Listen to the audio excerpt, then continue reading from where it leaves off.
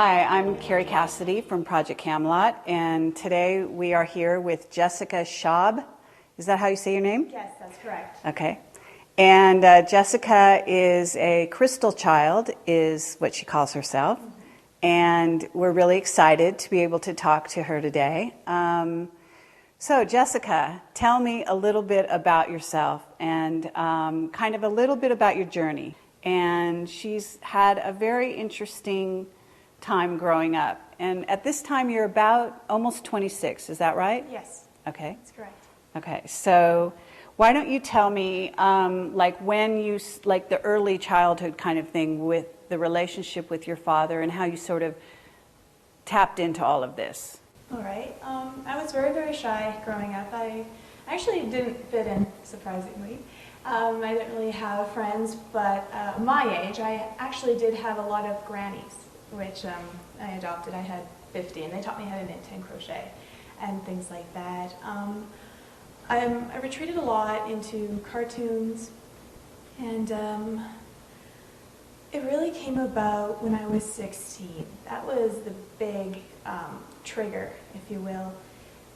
Before that, though, I do remember saying things in school like angels are aliens and aliens are angels, but... So you would say this in school? Yes. And what would be the reaction to the children around you? Oh, laughter, ridicule, yeah. Mm-hmm. Okay. And why would you say that? You know what? I really didn't know.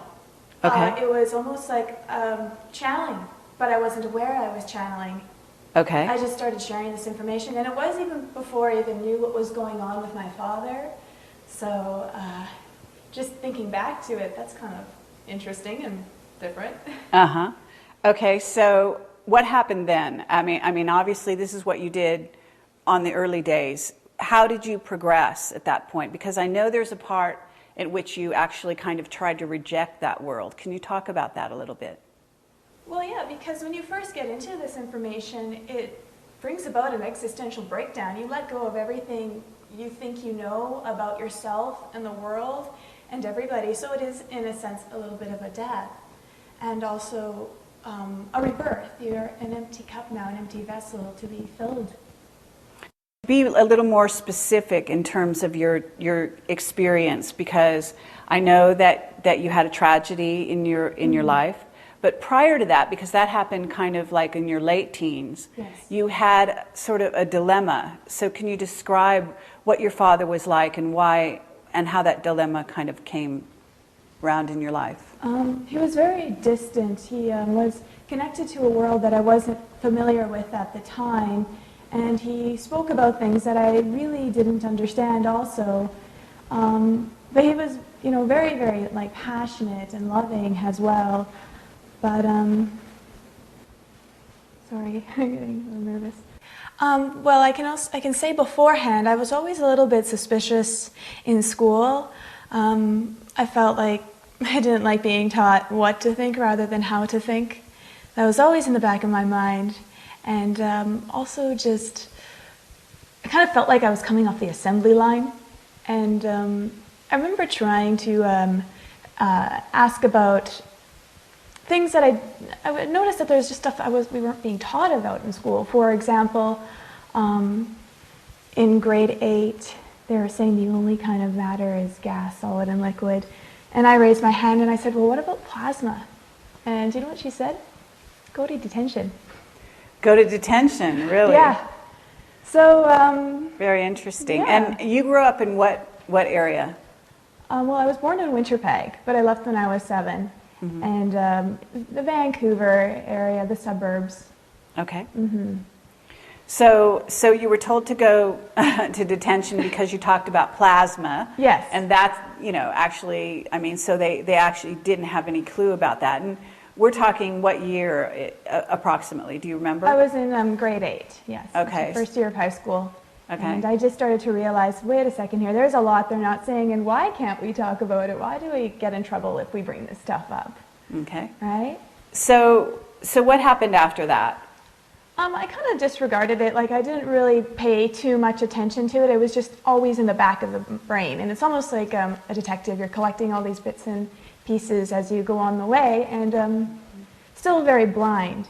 So we have a trigger. And my trigger was when I was 16. It was tragedy. My sister ended up passing away. And her friend was drinking and driving. And it was just my sister that went, so it was just her time.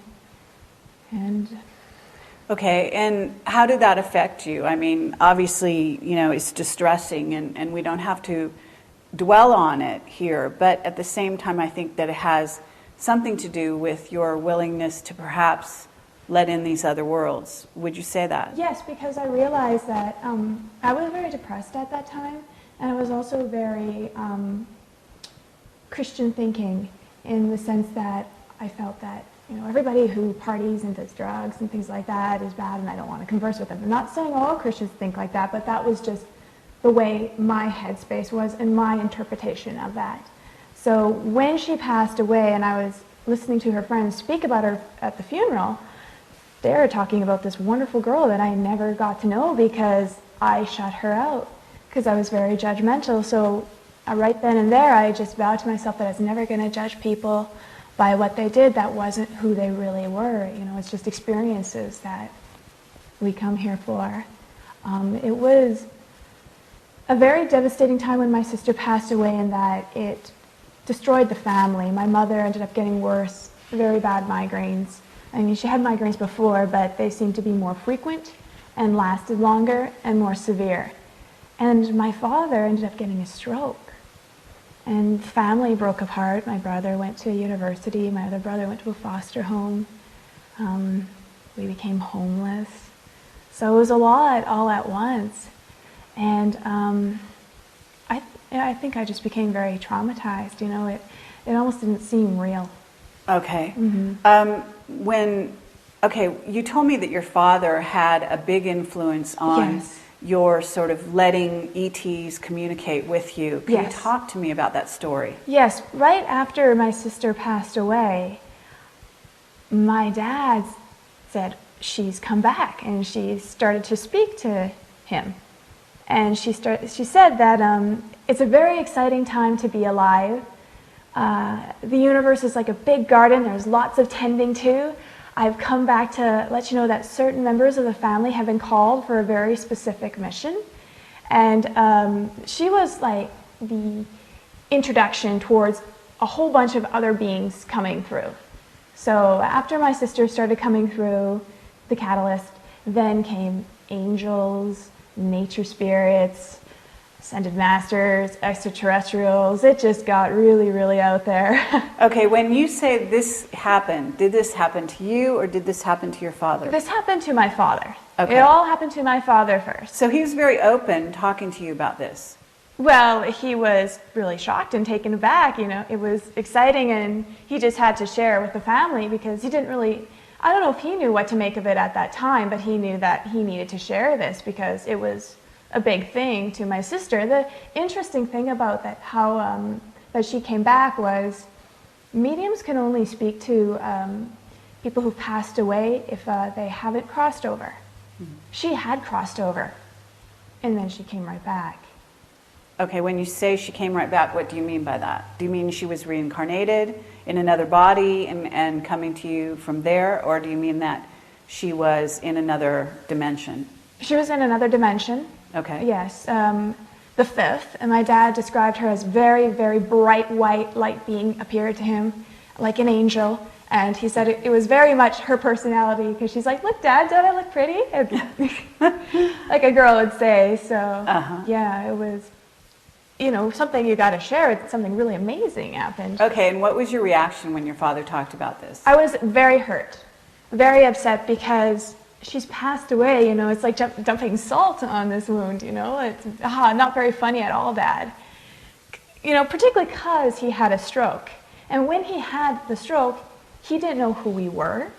He couldn't work.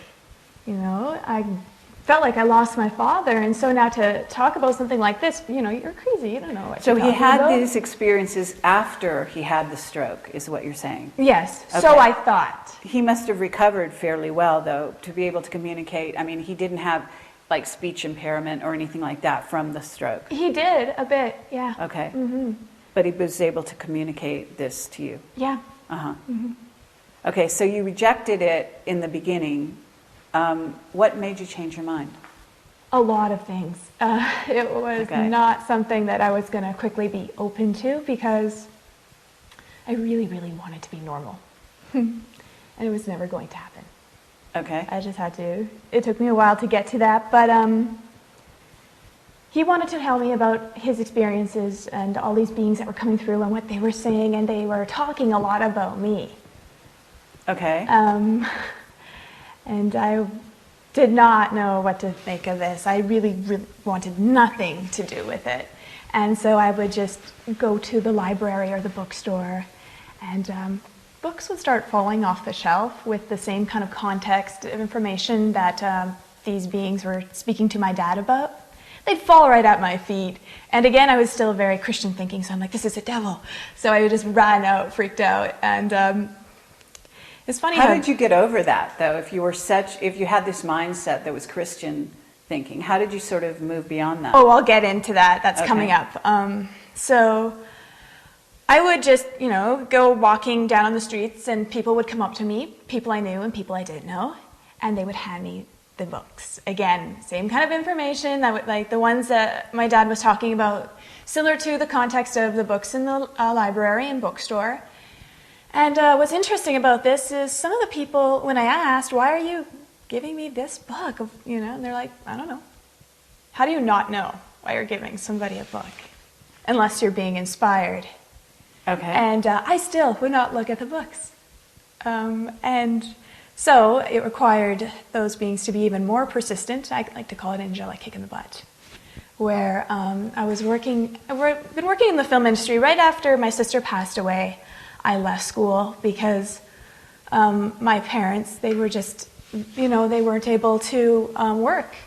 So I decided that, we go to school to learn how to make money. I'm out of school, I'm out of this. And I went into the film industry right away. My very first day of extra work, I got lines. And so I thought that was normal. The next day I'm like, when do I get my lines? And they're like, you don't. So, where is I going? So what happened? What did you do then? You didn't get lines. Are you saying you just became an extra? I did extra work. I did acting. I did stunts. I did stand-in. I did crew work. Set deck. I did as many different things to remove politics and understand where everybody was coming from.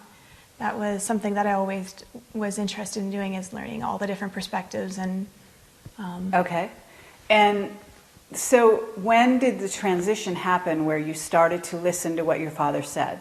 On set, on a show called Da Vinci's Inquest, a guy came up to me I've never seen in my entire life, and he said to me, "Is your name Jessica?" And I said, "Mm-hmm."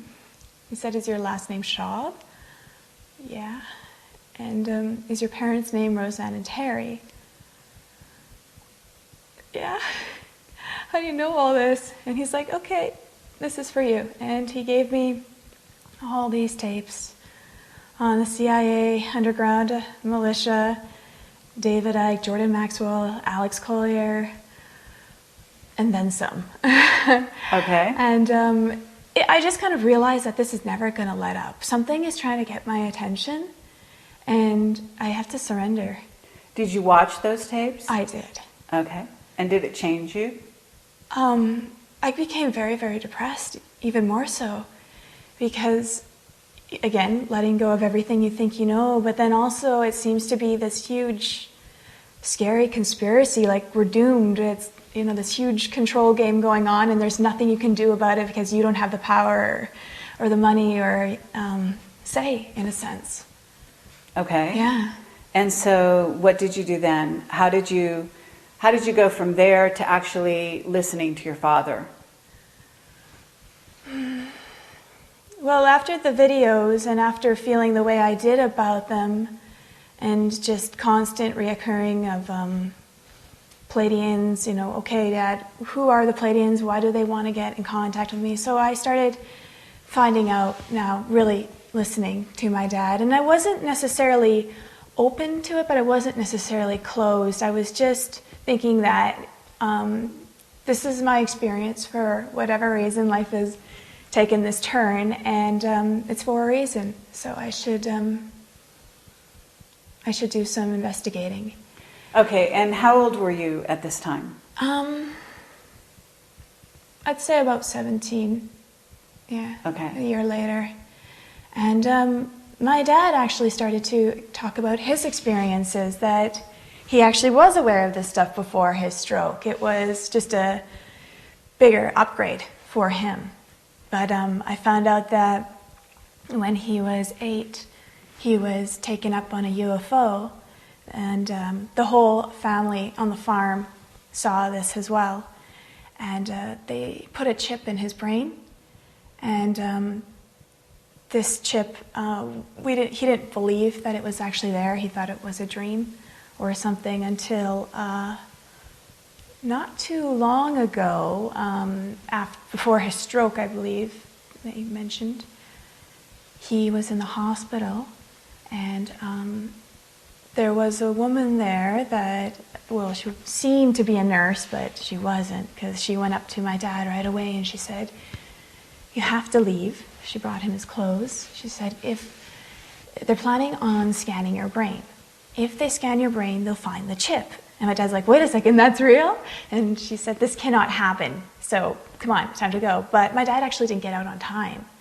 So right when they were about to scan his brain, the whole hospital had a blackout. And when the power went back on, the CAT scan machine didn't work. And then when it did work, it worked on everybody but him. And that gave him enough time to make his escape from the hospital. Okay, very interesting. So Yeah. now this woman, did she disappear? Was she still on the... Yeah, she disappeared. My dad went back to find if he could speak to her again, and she was only there that one time. She completely vanished. Okay. And there's been a few actually events like that where these people would come to our door, and my dad would say, "Jess, go follow them," and I did, and they just vanished. They just vanished? Yeah. So he would Right in thin air. say, I turned the follow corner, them? and I'd see them poof. Okay. And my dad, he would have experiences where he could see these beings all the time. He would be in a parking lot, and suddenly all these angels would be surrounding him. So he had many experiences like that, and he always tried to interpret it and explain it to us, which was very, very fascinating. It started to become, okay, wow, something is going on here.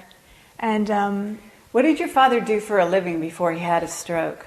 my father was a businessman. He had his own company called Beverly Hill Homes, which he ran with my mother, and it was very successful. And then he was a master of many things, a jack of all trades.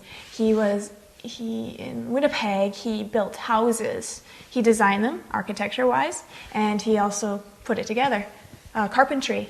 And they're very beautiful homes as well. One, which I have fond memories, is the Castle House. And he also was a chemist. He invented bendable concrete, but because he was very honest and trustworthy, he ended up getting taken, and somebody stole that idea and took it to China, and that really devastated my mother. They ended up losing all their money, really having nothing. And then my father, through the latter years, he made furniture, cutesy kind of furniture. Okay. Yeah.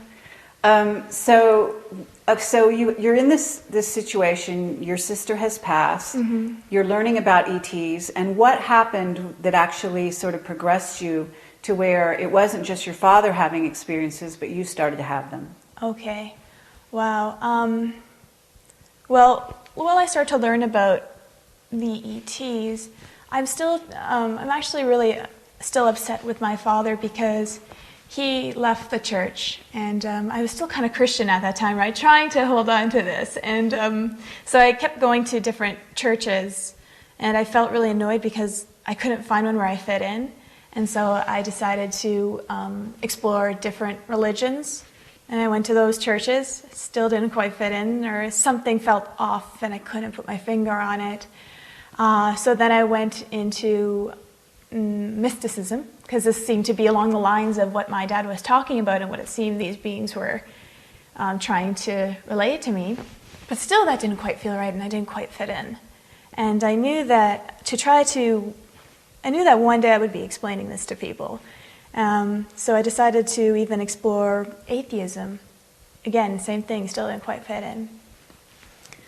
But I couldn't deny any of them either, because they all seemed to be pieces of myself. So what I did was I started to embrace all of them. And I realized that I'm not just one, and to pigeonhole myself into one is a great disservice. Okay. So these new insights started coming through. This is really where I started to see the world very differently, and everyday little things started to become really big. For example, one time I came home and I was very upset about this reoccurring problem. Like, why does this keep happening to me? And it's funny, I don't even know what it is to this day, so it's really big, right? But it popped into my head, Boggle. Go get the game Boggle. I'm like, huh? Boggle? What the heck does that have to do with anything? That's kind of a weird, random tangent. But I went and got it, and then I got, shake it up, find some words. And I found like 10. And I'm like, all right, well, that's done. I don't really understand the point of this. And when I put it down, I got up and I turned around and I saw the board from another angle. And I saw all these other words I didn't see before. And I'm like, wait a second. And I walked around and I saw, more from the other angle, more from the other angle. Till I found, I think, 55. And then it said, okay, well, now you know why this problem keeps reoccurring. You're only looking at it from one perspective, one angle. I was like, oh my goodness, wow. And where did this come from? And then it just popped into my head. Allow us to introduce ourselves. We are your guides. And every time I tried to ask them who exactly they were, I got a different answer. And so I thought at one point they were playing with me. But in a sense, they didn't want to be locked into labels. In the beginning, we introduced myself as a crystal child. There's indigo, light worker, starseed, and also just Jessica. Uh-huh. Right? So they're all labels. When it comes down to it, they're all pieces of ourself. Mm-hmm. I mean, in school, I was always told that I was stupid, and I believed it. Well, when you say you were told you were stupid, who told you that? My teachers. Because I was put in the special classes. I'm a slow learner. And the students, and because I was very dyslexic and I learned very differently, and I didn't see things the way they did, and also I didn't have an interest too. It's just so boring. This is not going to stimulate the soul. It starves that part of us. Okay, but to get back to your story, you're in a position where you're starting to hear from your guides. You've heard stories from your father. Mm-hmm. So at what point were you actually sort of convinced that possibly what he was seeing was real, and those personages started to be appearing for you or become real for you? They never quite appeared to me in the way my dad did. But just started, like what I was sharing with in school about being told I was stupid, it stayed like that until, that was my paradigm. That's what everybody saw me as, until one day it dawned on me that, someone's opinion of me doesn't have to be my reality. And when that happened, everything shifted. Nobody saw me as stupid anymore, but doesn't mean I still don't have that part. These are all facets of what makes us human, so I couldn't really judge anybody anymore because I saw myself in each one of them, no matter what they did. And what really took it to the next level, actually, was, this is very, very hard to share, but it's very important to share. Even though I was starting to become open to it, I was still very upset with my dad, because what I wanted more than anything was just a normal dad, and to be a father and not to be lost to this world, even though it was exciting. You're still a child and you need that kind of support. So I might get a bit emotional about saying this. That's okay. On Christmas Day, the whole family was around, and I just felt so hurt and upset by my dad that I told him, I hate you, why don't you just die already? And he did. Okay. And when you say he did, can you be a little more specific as to what happened? A week later, he had a brain hemorrhage, and he went in for brain surgery, and he didn't recover. Okay. So how did you sort of view that experience? Well, I knew about how our thoughts create reality before What the Bleep came out. This information was being given to me by my dad's beings as I sat, and listened to what they were saying.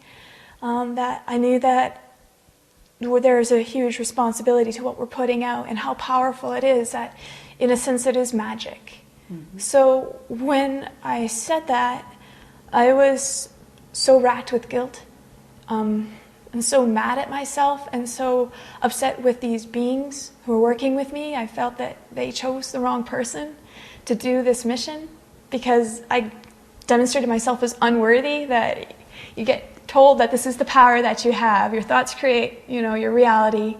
Pay attention to them, and then you go and do something like that in a so seeming unconscious measure. Okay, but did you also allow for the freedom of the other person, their sort of as a sovereign entity?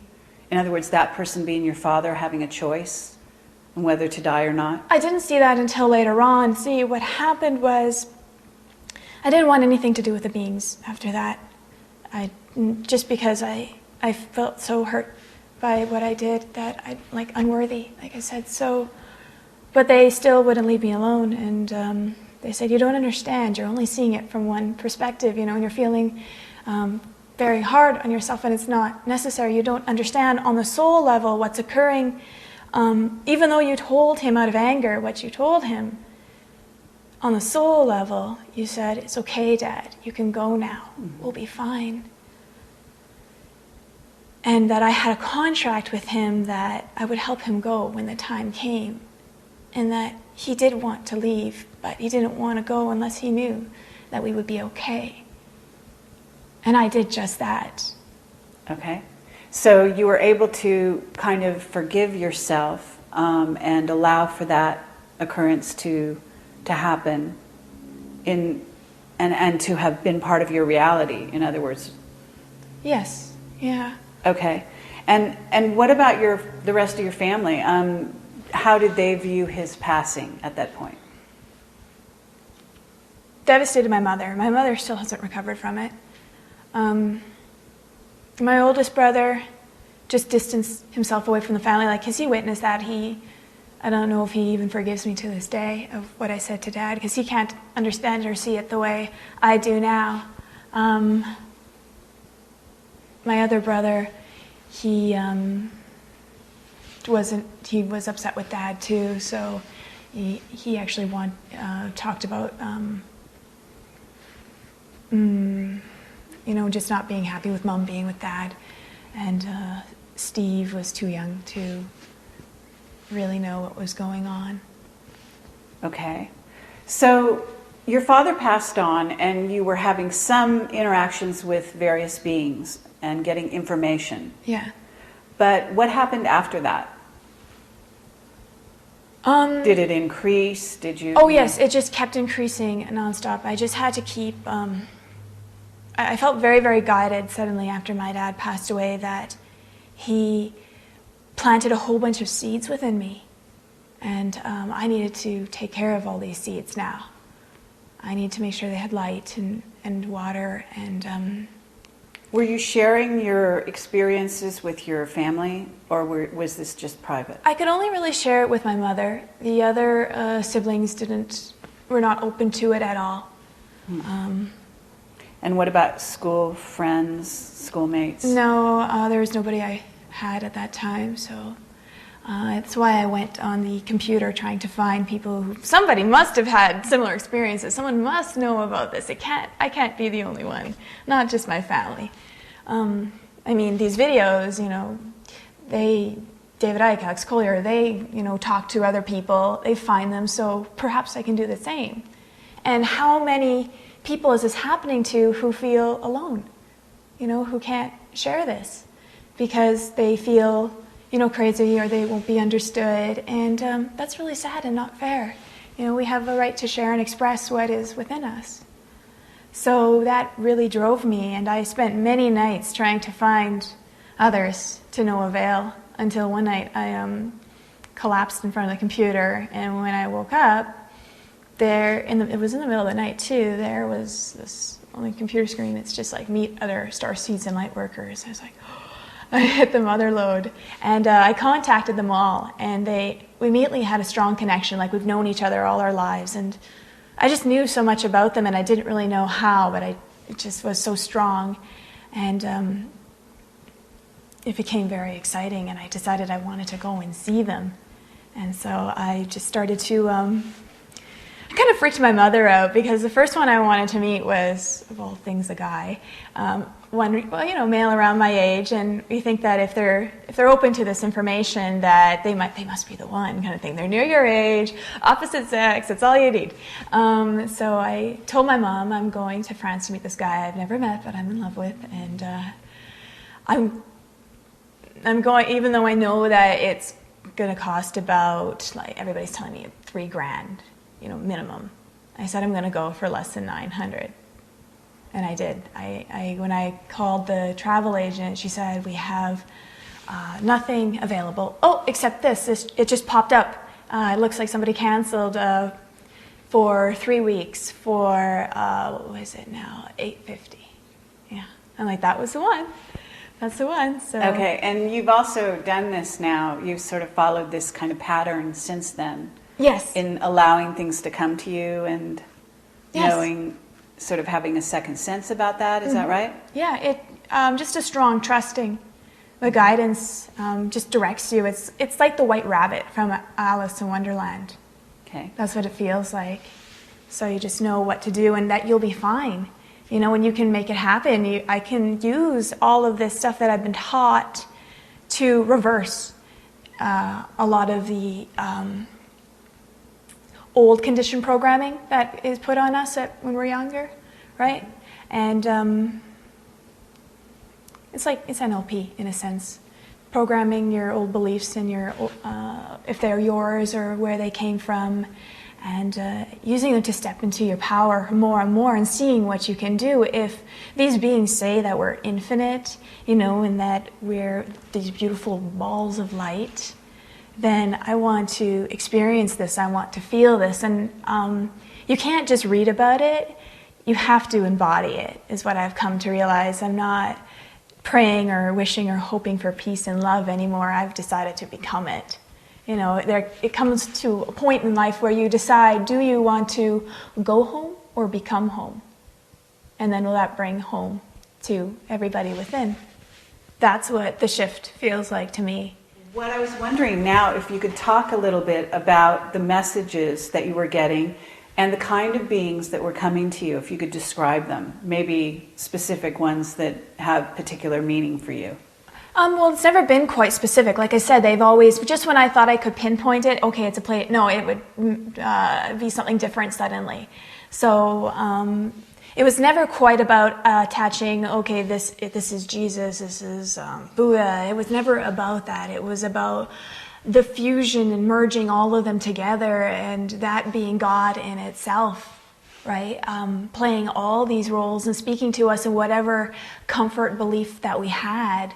So that was always my approach and perspective on it, even when understanding what these aliens were, pieces of ourselves as well. And so what I started to do was not only test this stuff out in my life, and I don't mind sharing those experiences because they're quite wild and really fun, especially when people start trying it out for themselves and then calling me up later going, oh my goodness. So, but for example, what I found with the extraterrestrials is if time doesn't exist, past, present, and future are all existing at the same time simultaneously, and this is an illusion, in a sense, time is just a bunch of still frames, and this camera, it's not really moving, it's just a bunch of still frames, and it's a trick of the eye. such is the case with going on within our mind as well, making us perceive, then if we've been taught to believe about time linear the way we do now, then that means there's aspects of ourself that is fragmented. So future versions of ourself, depending on the probability of our thinking. So, for example, the grays, not saying all grays are like this, but when I learned that they actually aren't gray at all, that on a crash they dissected them and found that their gray skin was actually our color, and those big goggles, those big eyes, that's what they were goggles. They were a future version of ourself that, they feel, when people feel them, they feel very cold and kind of calculated, and it's almost like that version of our self, of the collective thinking about, the desensitization of war and all this cloning and genetic engineering and the chemicals in the air made us a little bit disconnected from who we really were, because some people say that they don't really feel, they don't have emotions in that sense, and that's an aspect of ourself. And I would wonder why those ones would, if you ask any little kid to draw a picture of an alien, it would always be the grays with the big eyes. And what I got from them was that they came back to kind of prevent us from going down that path. And it sounds very bizarre. How can, something come from the future and come back to us if time travel doesn't even exist? But if an old man has smoked his entire life and he has a hole in his throat because of it, a lot of the times they get inspired to go to an elementary school to talk to the kids and say, please don't smoke or you'll end up like me. And that's kind of what I saw with the grays. So then I'm like, now I'm going to play with the other races. What about the reptiles? Why are people seeing reptiles?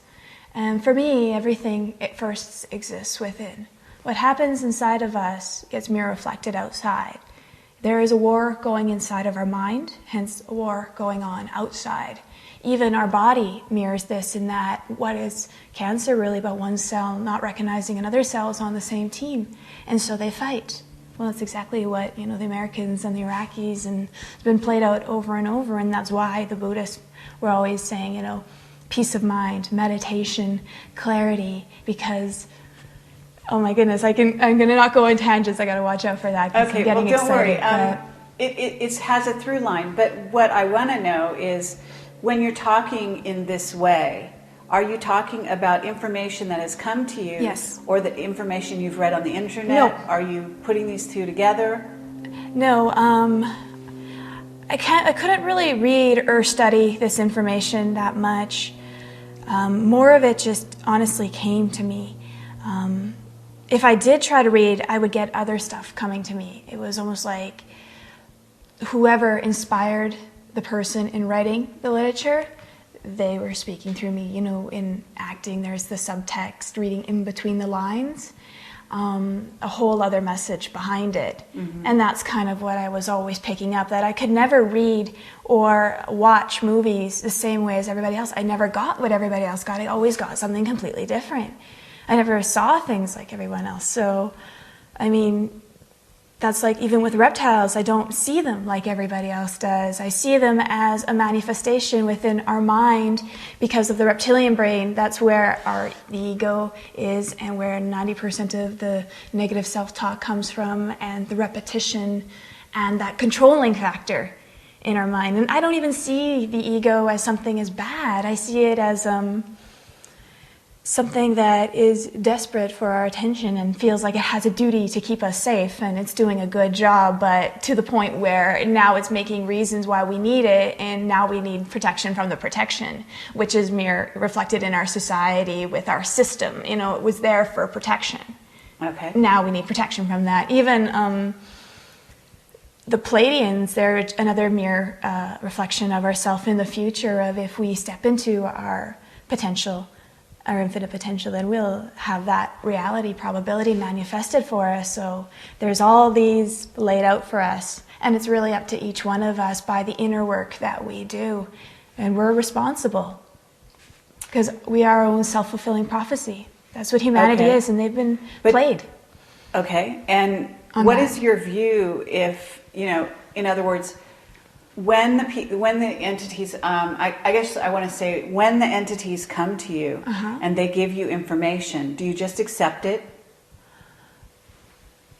No, we have a conversation almost like I challenge them. I always like to challenge them and play with them because that seems to be what really stimulates them coming about in touch with your inner child, and that creativity and wanting to understand why they're bringing this about, why are they sharing this? What is your intent behind it? And I've been able to filter right away ones that are trying to sway by how they make you feel about yourself and the world around you. Do you feel afraid and that you need to, protect yourself, or do you feel more liberated and more compassionate and loving?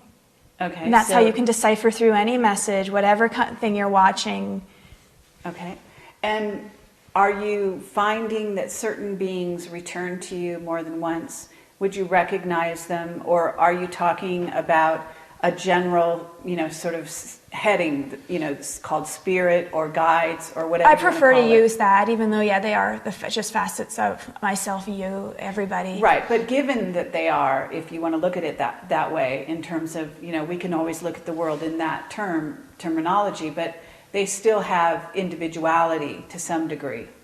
But I've never really focused on that. That never really interested me so much because to me that seemed to be a bit of a distraction. I mean, if we're thinking about, we argue a lot about Jesus, whether he's real or not, and it really doesn't matter. It was the message, that's the bigger picture. So that's always what I paid attention to. And I'm like, well, even Luke Skywalker, he's not real, but boy, does he inspire and reach a lot of people. So that was always the way I would get past all this things that, just to get right to the focal point for me. Okay. So what did they tell you your mission was? Do you know?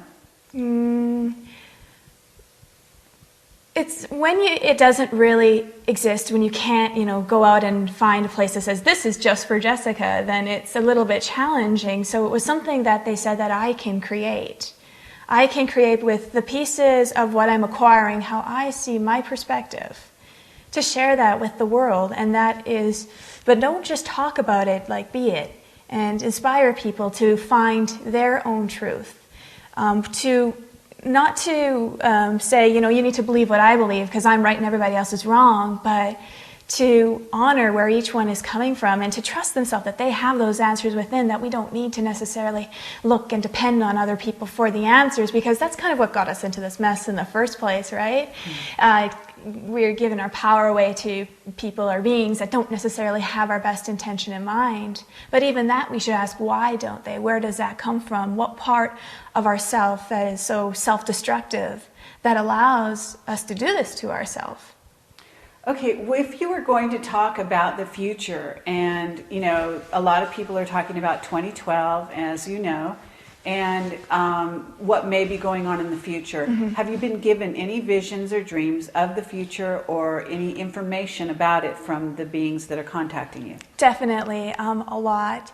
I always like to dispense this end of the world kind of a thing, but I can understand why people see or perceiving it as the end of the world, because it's the end of an old way of living, being, and thinking that has been around for quite some time.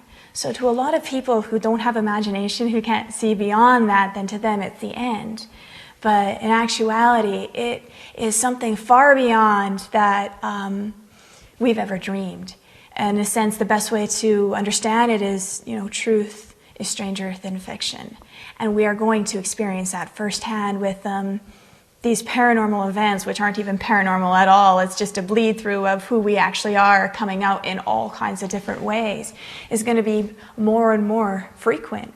And people are going to start just recognizing each other. And a war cannot continue because if I harm you, right away I'm going to feel that pain. So say I punched you in the shoulder, I'm going to feel it right away in my shoulder. And it's going to freak people out at first because we've never really been, like, nobody's really taught this to us in school. You know, it's kind of hush-hush, it's taboo in the world, but it's starting to come back. Humanity, you know, in their state of amnesia for such a long time, and now just awakening to what we've always known. And it's very quantum, it's very multidimensional. It's memories not just of past lives, but future lives, multidimensional lives, interdimensional lives, lives in between lives. We'll be able to grasp that and understand that. Right now, what's happening is it's stepping stones that's leading us there, and you can't get attached or box yourself into one belief. There are no limits, just beliefs. So you always got to expand on that. Okay, so when you say past lives, future lives, etc., have you been given vision of your own past lives, future lives? Or are you saying that this is something that you think is going to be revealed to you eventually? I don't have very many past lives per se, because I've not been human on this planet. Mainly I've been a guide working on the etheric, so I am here to help people understand their guides and the mechanics of how they work, and all the ways they're trying to get through to us and relay their message. And so that's my past lives. I've had one in Atlantis and one in France, so not very many. So it is very bizarre to be in a human body and just getting used to the physical and the matter kind of thing. But it's a huge honor to be in the physical form on Earth at this time. And I've been taken and I've seen this lineup of souls that I just can't wait to be here on Earth at this time. And that's actually why the planet is overpopulated. It's because of the excitement from all the souls. This planet is like a Harvard University for creators in training. And it's one of the greatest honors to be in physical form during this time, because it's the merge of spirit and matter working together and going and having these kind of experiences, because it's very different. I mean, I can speak about this other side. I can explain to you how they interpret us. It's almost like we are a reality show to them, and what we do affects them as well. It's like a huge ripple effect. It's all a microcosm of a macrocosm as we step into that. Okay, so can you talk about specific events in the future, or is it completely unwritten in your view? It's not necessarily specific events, because it's on the collective term, but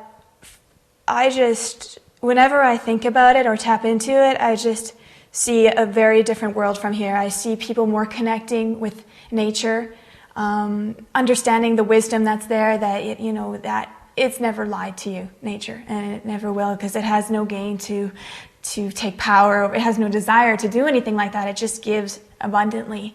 And we will discover ourselves through that.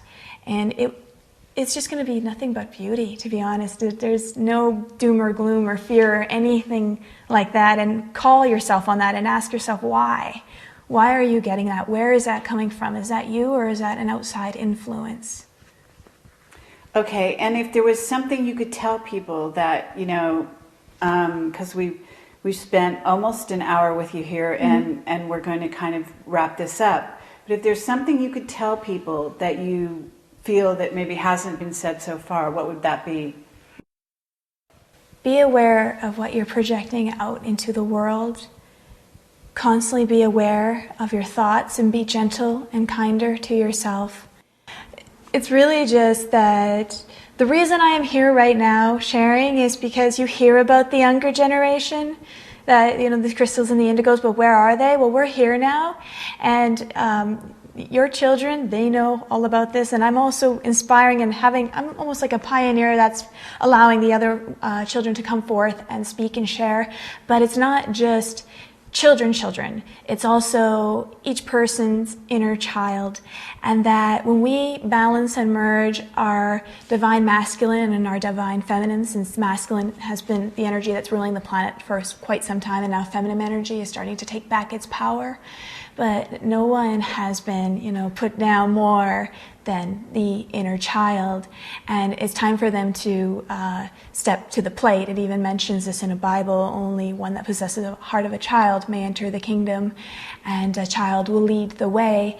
And what I gather from this is a child is like our sunshine. That's what we call our children. You are my sunshine. And when we merge that masculine and feminine within us, there is peace. Then the union happens, the inner child is birthed, and that brings such a bright light within us that when I see the stars, it's a mirror of, we are light in dark places as well.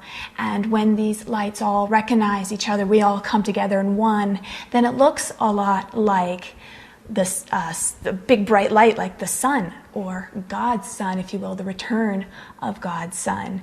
And the other thing I really wanted to share with is our perspective on the Illuminati or any kind of forces that are causing a lot of discord, that to understand that humanity is conditioned to believe they're a worthless piece of coal under extreme heat and pressure. And the heat and pressure can be perceived as the Illuminati or anything that causes discord.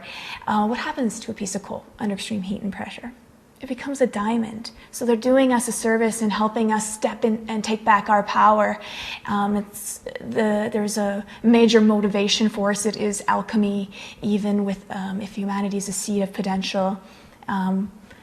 And in order to grow into its loveliness, it needs a lot of fertilizer dumped on it. I wanted to also say about the Illuminati that I really see them as a bully in high school, that they are very insecure and very afraid, more so of us than we are of them.